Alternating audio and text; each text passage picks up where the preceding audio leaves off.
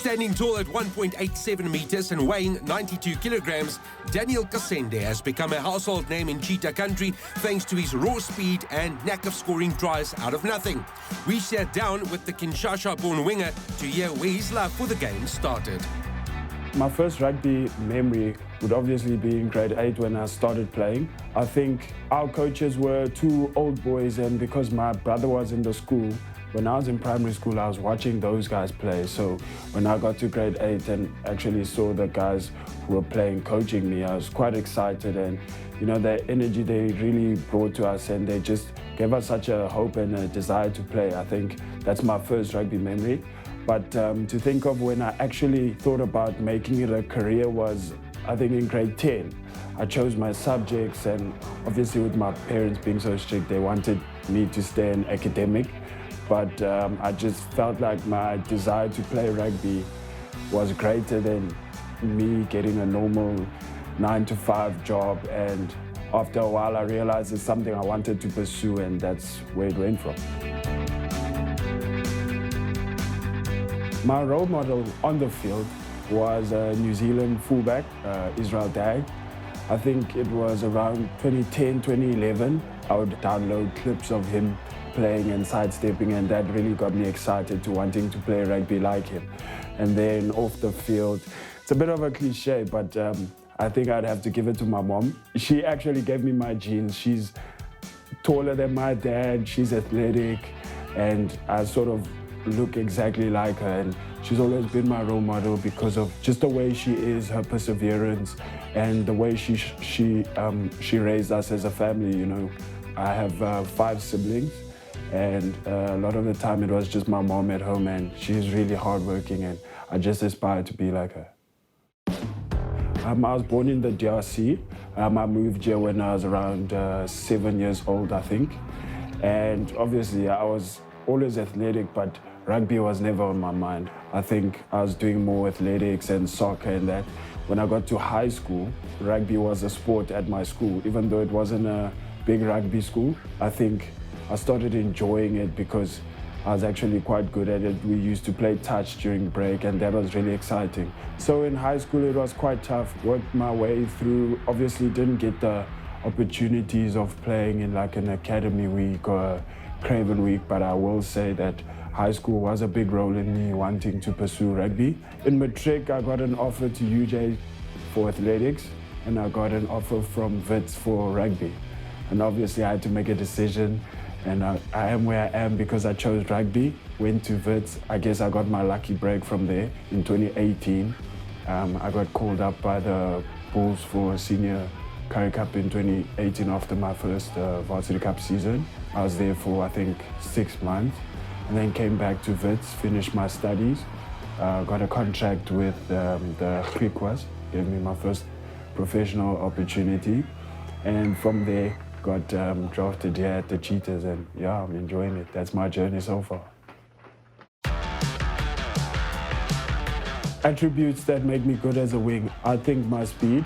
I think I'm quite elusive, and I think also the fact that a physical winger also helps because the game is evolving and you need to have a bit of everything as a wing. The more all-round you can be, the better you are as a wing. I think in the world right now, that's a tough question. I think from the World Cup, I think Cheetah Chase would have had it, or still has it, but he's just been out of action so long, and you know, you don't want to be biased because, you know, we all Bok fans and we love Cheetah, but yeah, I'll give it to him. So far, he's been unstoppable, and we love watching him. So my favorite moment in a Cheetah jersey would definitely be the first game when the fans were back. I think for me, you know, I've always loved watching the Cheetahs and their style of play, and also because Bloemfontein is so supporter-driven, you know, the fans really buy into the Cheetahs and their culture, and they really go crazy when you play good rugby and you throw the ball around. So for me, just that excitement, the energy that came with it, you know, that was something amazing for me. I really enjoyed that. Yeah, I think it's a game I won't forget. It was the Toyota Challenge, and I got man of the match in that game. And I think more than anything, being my debut, I just wanted to impress the whole team, the coaches and the fans watching. I wanted to sort of make a statement that I'm here, and I think the game went well in terms of how we were playing. Obviously, the result didn't go our way, but I was quite proud of myself that in my debut, I could be seen as man of the match. That was something that really got me going.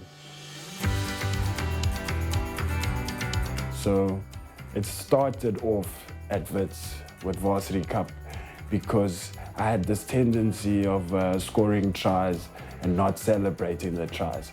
Like, it's Varsity Cup, everyone celebrates and does stuff, but I'd always score and just walk right back, and everyone was like, why do you do that? Why do you do that? And I was like, well, does the postman celebrate when he delivers the mail? No, I'm just doing my job. And from then it stuck because it's like, nah, postman always delivers. Doesn't need to celebrate, doesn't need to do anything. So coming here, I think the guys also just like the nickname, and it's been going, and I don't mind it.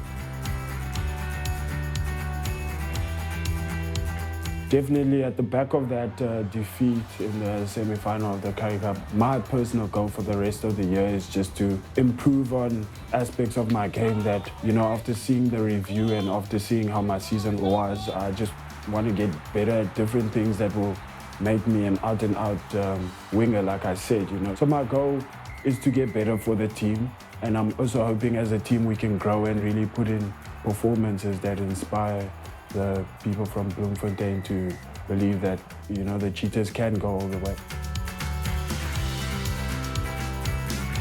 What I love about rugby is that it sounds cliche, but the different cultures, the different personalities you get under one roof, and for older guys, younger guys, big names, guys that are just starting off, to all buy into one dream, to all buy into one goal, and you start sharing your personal ideals with your teammates who become your family, and you just understand them from a point of view that's bigger than just the sport.